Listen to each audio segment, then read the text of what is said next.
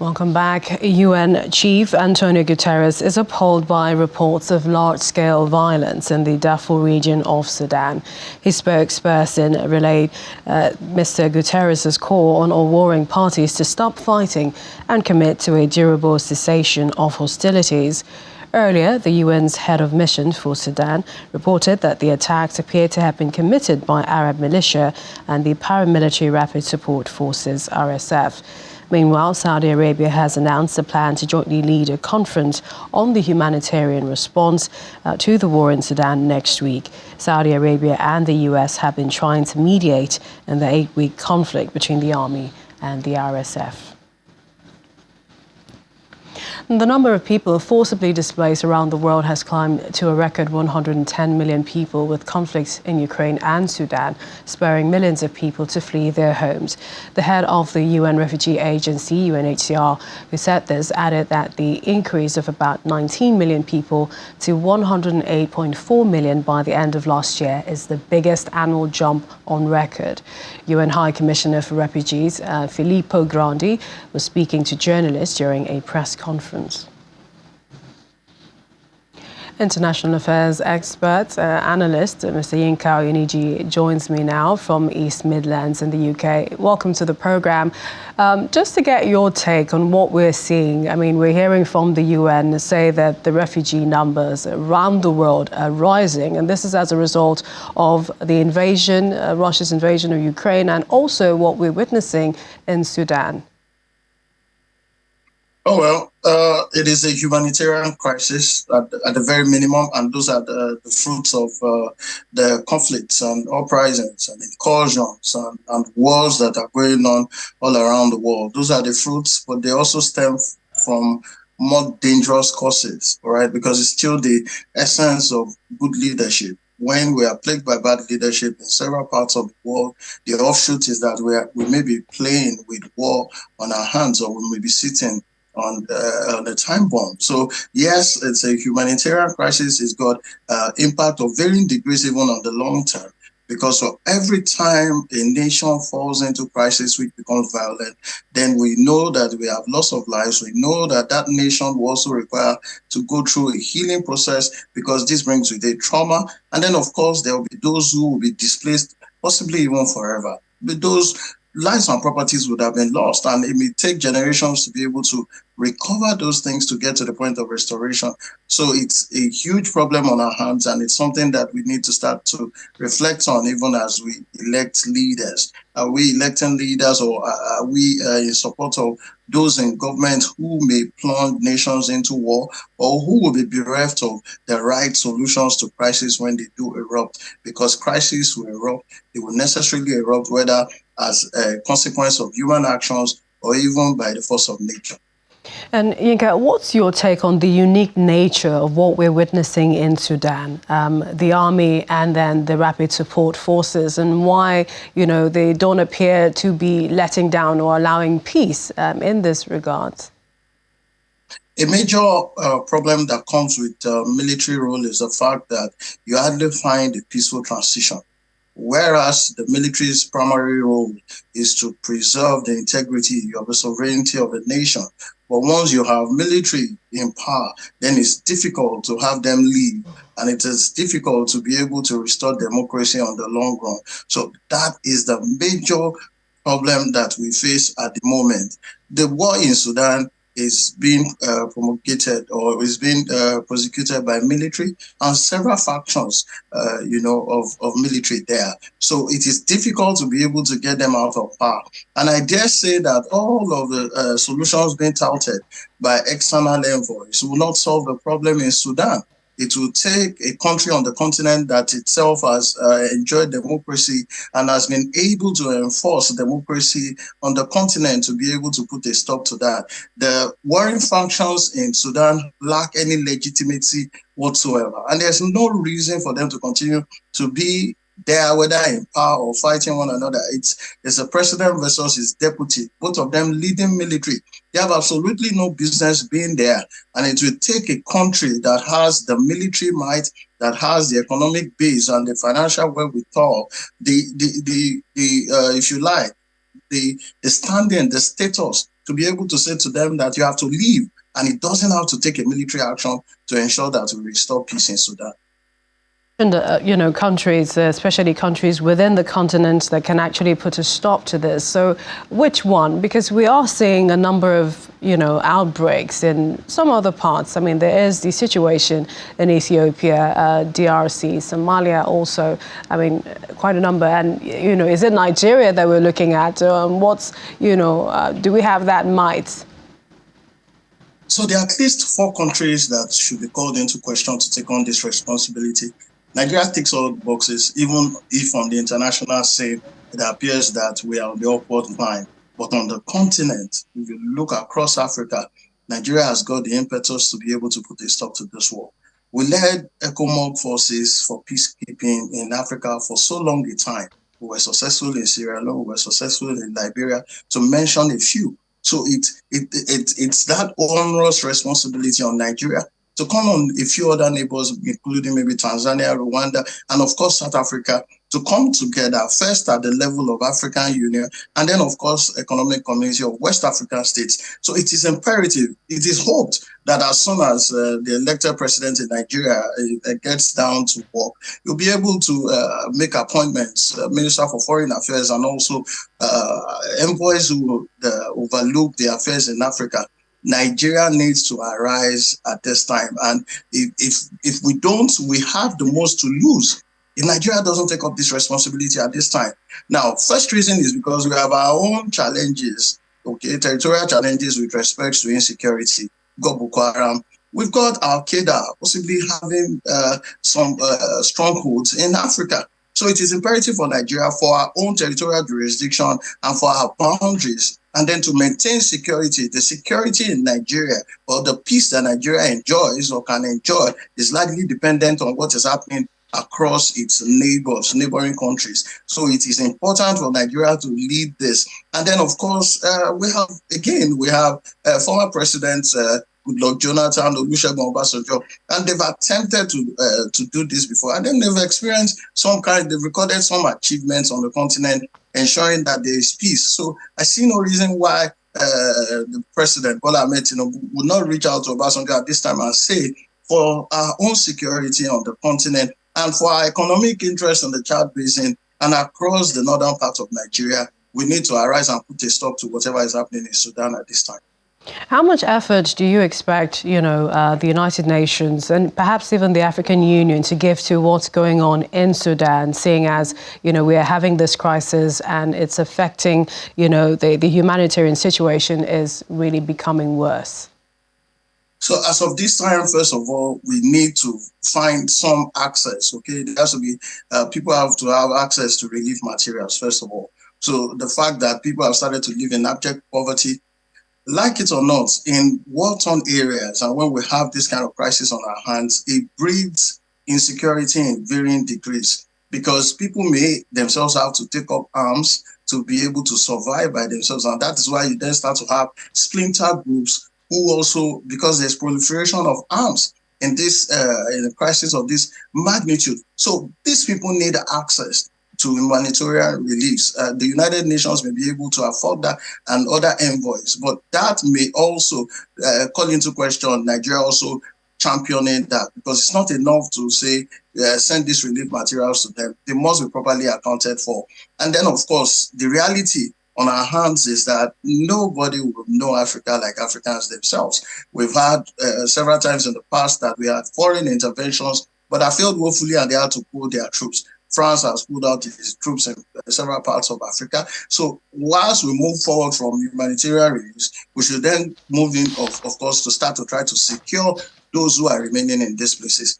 The war in Sudan is limited to its city at this time, and we must ensure that it doesn't escalate beyond that point. So humanitarian relief should go in first of all, and then we start to talk about security. And then thirdly, we can start to champion mediation between the parties to ensure that Sudan returns to democracy. We indeed hope so. We continue to watch that. We'd like to thank you. Mr. Yinka Oyeniji is an international affairs analyst. Thanks for joining us on the program. Thank you for having me.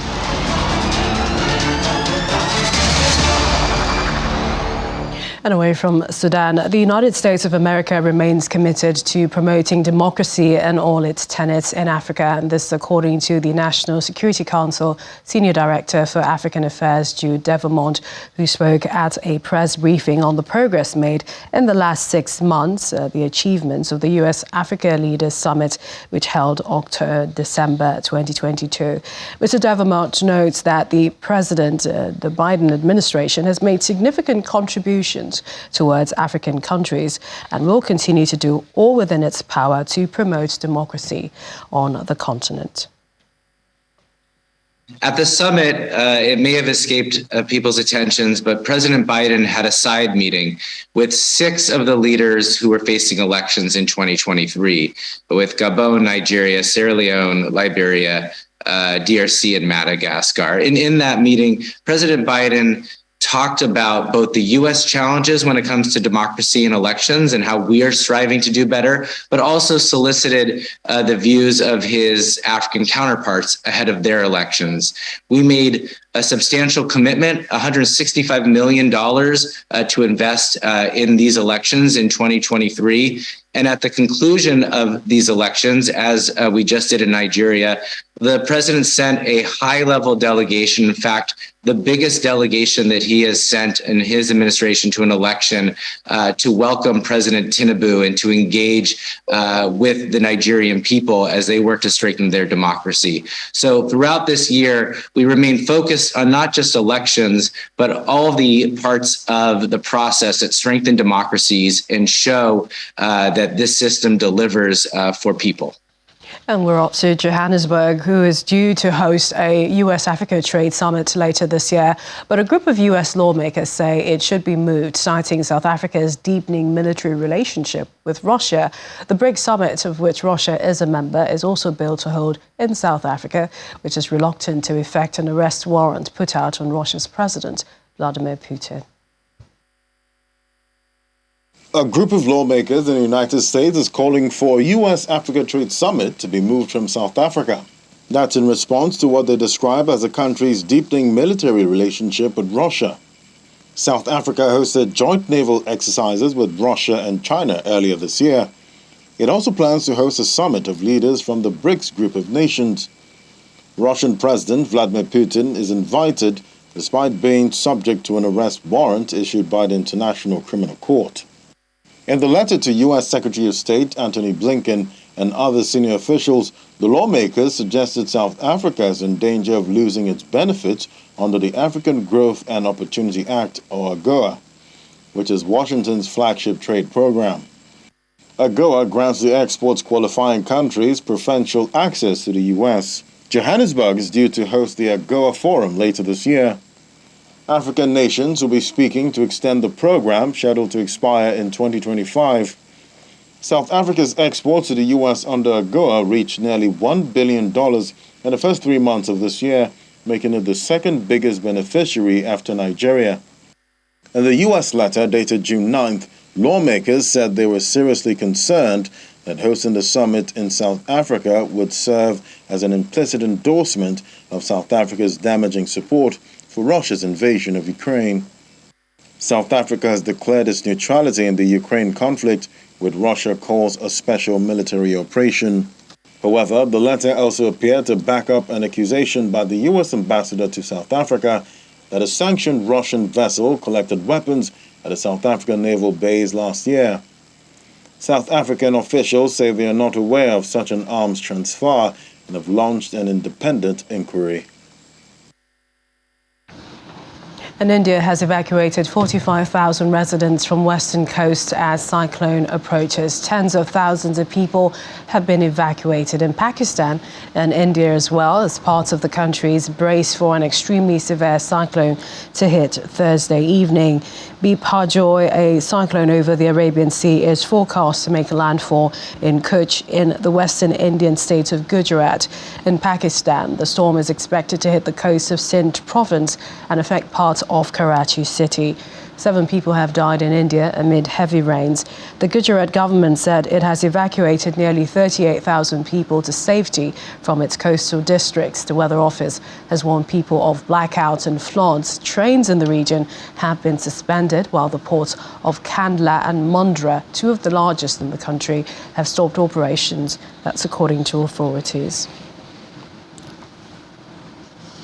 Well, Kosovo's president is calling on ethnic Serbs to participate in the country's institutions while addressing the European Parliament in Strasbourg.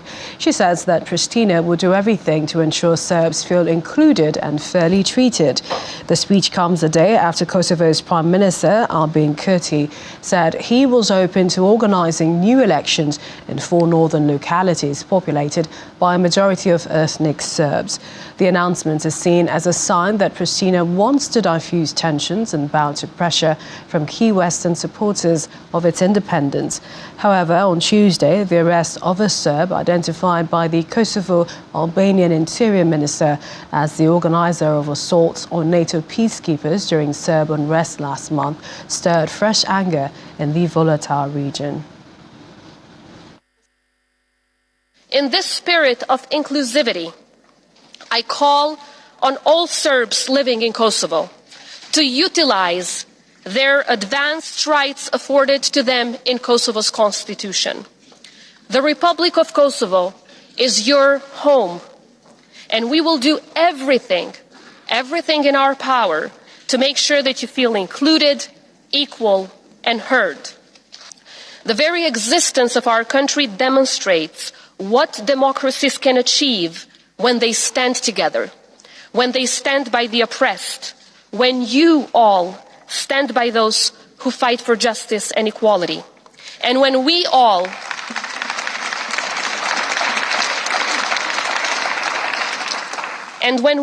stand together against tyranny, dictatorship, and genocide. And the Word Today returns in just a moment. Stay with us. Welcome back. European Parliament have debated a controversial Polish law on undue Russian influence. This comes after the European Commission opened an infringement procedure against Poland last week over it. The law provides to allow a panel to investigate whether the opposition civic platform, the PO party, led the country to be unduly influenced by Russia and as a result become too dependent on its fuel when it was in power. Following a thorough assessment, the Commission decided on the 8th of June to open an infringement procedure against Poland. Among others, the Commission considers that the new law violates the principle of democracy as well as the principles of legality and non-retroactivity of sanctions. These are classic autocratic tactics. We have seen and discussed many of those here in the past, but the latest and most extreme example is the so-called Lex Tusk, clearly designed to remove the opposition from the playing field altogether. It's the culmination of 8 years of authoritarian system developed in Poland for those 8 years. And it may officially be called a committee on Russian influence, but it should be called a committee on Russian inspiration. What we are experiencing right now is just another step to tighten the grip of authoritarian rule in Poland. After the politicization of the judiciary, the takeover of public media, attacking minorities, restriction of fundamental rights, including access to life-saving abortion care, now the next attacks on rule of law and democratic standards are underway in Poland. And a word to my colleagues in the EPP, the PO, who are behind this latest attack. You are mistaken to think that if you fail to win elections at home, then the thing to do is to come here to Strasbourg or Brussels, get together with all kinds of radical left-wingers and attack your own country and your own countrymen here. It's not going to produce a majority for you because the Polish people don't like this attitude, just like the Hungarians also reject this attitude. And to the U.S., where former U.S. President Donald Trump, who has been indicted over classified documents, said he had every right to have the documents.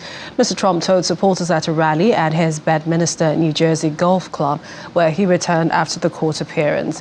He also said he would appoint a special prosecutor to go after Mr. Biden if elected. On Tuesday, Trump pleaded not guilty to federal criminal charges that he unlawfully kept national security documents when he left office and lied to officials who sought to recover them. I will appoint a real special prosecutor to go after the most corrupt president in the history of the United States of America, Joe Biden, and the entire Biden crime family. Name a special prosecutor. And all others involved with the destruction of our elections, our borders, and our country itself. They're destroying our country. And when I'm reelected, and we will get reelected, we have no choice. We're not going to have a country anymore. I will totally obliterate the deep state. We will obliterate the deep state. And we know who they are. I know exactly who they are. They want to take away my freedom because I will never let them take away your freedom. It's very simple. They want to silence me because I will never let them silence you. They want you silent. And I am the only one that can save this nation because you know they're not coming after me, they're coming after you, and I just happen to be standing in their way, and I will never be moving. On November 5th, 2024, justice will be done. We will take back our country, and we will make America great again. Thank you. God bless you all. Thank you. Thank you very much. Great job. Thank you. And away from the United States, investigation is underway after 2 Japanese soldiers were killed and another injured following a new recruit who opened fire at a military training range in central Japan. Officials say an 18-year-old trainee was detained on the spot and arrested on suspicion of attempted murder. They allege the male shooter fired 8 times at instructors during a shooting drill in Gifu on Wednesday. Details about the other victims in their 20s and 50s are not yet known. A 25-year-old man is also among those killed, but they were all instructors at the facility. Japan's ground self-defense force says no civilians were involved. An Australian woman is being investigated for the attempted murder and torture of her 12-year-old son after locking him in a small dark cage. The 32-year-old woman, who's accused of keeping her son in sub-zero temperatures and starving him, has been in pre-trial detention in the town of Krems, northwest of Vienna, since November after a social worker raised the alarm. The child was found comatose and hypothermic on the 22nd of November after the father, who lives separately, reportedly tipped off authorities, causing outrage in Austria. The malnourished boy had a body temperature of just 26.8 degrees Celsius and was close to death after being tortured for months. Johann Baumschlager, police spokesman of the Lower Austria province, stated the woman is suspected to have doused her son with cold water several times a day while opening the apartment's windows for several hours amid sub-zero temperatures. Although recovered physically, from a psychological point of view, is still devastated. The investigation is expected to continue until late summer, when a decision over the indictment will be made. And at least 59 migrants have drowned and more feared missing after their boat capsized and sank off Greece. The country's Coast Guard said by midday 104 were rescued, but it remains unclear how many were on board when the vessel went under. Authorities add the shipwreck is the deadliest of Greece this year. Survivors arrived by ship to the town of Kalamata, where emergency workers provided medical assistance to migrants as they disembarked. Several migrants wrapped in blankets and appearing frail were wheeled away on stretchers and taken away in ambulances. EU lawmakers have agreed to changes in draft artificial intelligence rules proposed by the European Commission. This is in a bid to set a global standard for technology used in everything from automated factories to bots such as ChatGPT. The lawmakers will now have to thrash out details with European Union countries before the draft rules become legislation. The biggest issue, though, is to be facial recognition, biometric surveillance, where some lawmakers want a total ban, while EU countries want an exception for national security, defence and military purposes. I think that you have all heard and probably agree that AI is too important not to regulate, and it's too important to badly regulate. A good regulation that we all agree on as soon as possible must be a common objective. And, of course, that we need sound enforcement. We need these obligations that this law gives us to be a real thing on ground for people to be safe. It is the right time because of the profound impact the AI has, and I'm convinced that all of you today will be bringing these arguments to the fore. It is the right time also because hoping that companies will self-regulate is not enough to safeguard our citizens and our societies. And we are now hearing more and more of the digital giants out there fearing their own products. So we're among the first to tackle the fast-moving and evolving technology with a concrete legislative proposal on how to address those powerful foundation models to build trust and provide transparency and oversight of these systems. The absolute minimum that we need to offer here is transparency. It must be clear that this content has not been made by a human. And we also go one step further and ask developers of these large models to be more transparent and share their information with providers and how these systems were trained and how they were developed.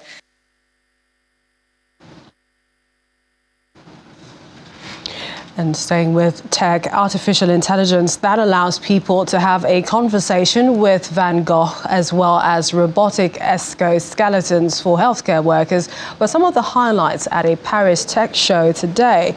Some 2,500 startups and individual stands and more than 7,000 others from around the world, hosted by hundreds of companies, are in the French capital for the annual 4-day Viva Tech show. Jumbo Manor, the company behind the artificial intelligence of artist Vincent van Gogh, say their current target clients are museums and theme parks. They also plan to expand their characters to fictional ones. Paris has traditionally lagged New York, California, also London in Europe as a technology and finance hub. But the French technology sector has recently notched up several high-profile fundraising rounds for some companies. Tesla boss Elon Musk is set to speak at the tech show on Friday. In a daily activity, we have to imagine healthcare work. It's a lot of lifting patients, for instance, in hospitals, elderly care.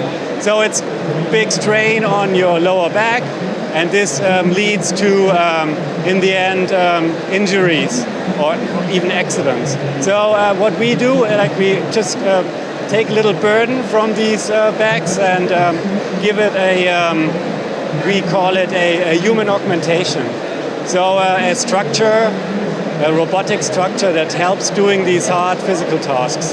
And since we launched the new healthcare device today, obviously it's not in the market yet, but we have a lot of inquiries because we actually made the announcement in Germany the other week, and we have a long list of hospitals that definitely want to try it and actually use it. The future of artificial intelligence. That's our show this evening. Thank you for watching. I'm Millicent Walker.